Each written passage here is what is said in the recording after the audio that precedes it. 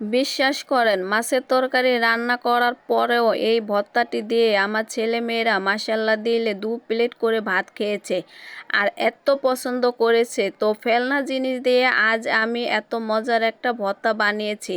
তো বাজার থেকে আপনাদের ভাইয়া কিছু মাছ এনেছিল আর মাছগুলো একদমই নরম ছিল, মানে পচা বললে চলে, কাটতে পারছিলাম না, ছুটে ছুটে পড়ে যাচ্ছিল। তো ভাবলাম টাকা দিয়ে কিনে এনেছে, ফেলে দিব কেন, কিছু একটা করে নেওয়া যাক।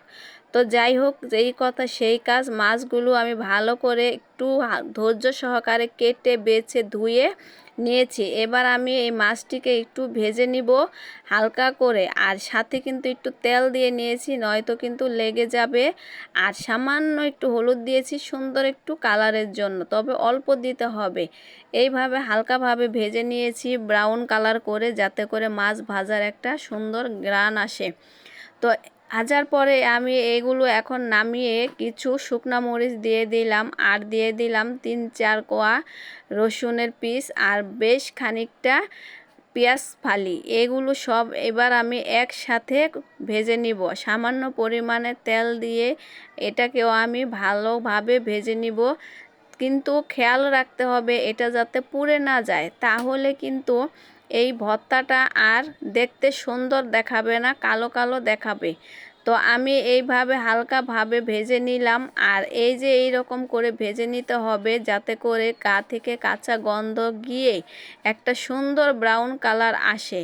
তো এই যে দেখেন, এইভাবে আমি ভেজে নিয়েছি, দেখতেও কতটা ভালো লাগছিল। তো আমি শিল পাটায় এখন এই ভর্তাটা বানিয়ে নিব। প্রথমে আমি মরিচটি একটু লবণ দিয়ে বেটে নিব, আর হালকাভাবে বেটে নিলে কিন্তু দেখা যায় পরে আর কষ্টটা কম হয়, আর মরিচটাও কিন্তু দানা দানা থাকে না। তো এই মরিচটা বাটার পর এখন আমি সেই মাছ ভাজা আর মাছের যেই আমি মাথাগুলা রেখেছিলাম সেগুলা একসাথে করে দিয়ে এখন বেটে নিব। আর বিশ্বাস করেন, এই ভর্তাটা এত মজা হয়েছিল খেতে, আর এত সুন্দর একটা ঘ্রাণ আসছিল মাছের। এবার আমি রসুনটা দিয়ে বেটে নিব, আর পেঁয়াজগুলো পরে দিয়ে দিয়েছি। এবার একসাথে করে সব বেটে নিব, আর পেঁয়াজটা কিন্তু আমি একদম মিহিন করব না, এটা আমি একটু আস্ত আস্ত রাখবো যাতে করে খাবারের সময় কামড় লাগে আর খেতেও ভালো লাগে। তো এইভাবে এই মাছের ভর্তাগুলো কে কে বানিয়ে খান, কোন কোন আপু বানিয়ে খান, অবশ্যই কিন্তু কমেন্টে জানিয়ে যাবেন। তো সম্পূর্ণ ভর্তাটাই আমার হয়ে গেছে। তো এই তো দেখেন ফাইনাল লুক, উপর থেকে একটু সরিষার তেল দিয়ে দিয়েছি, এত মজা হয়েছিল। আমি নিজেও কিন্তু 2 প্লেট ভাত চোখ বুজে খেয়ে নিয়েছি, মাশাল্লাহ।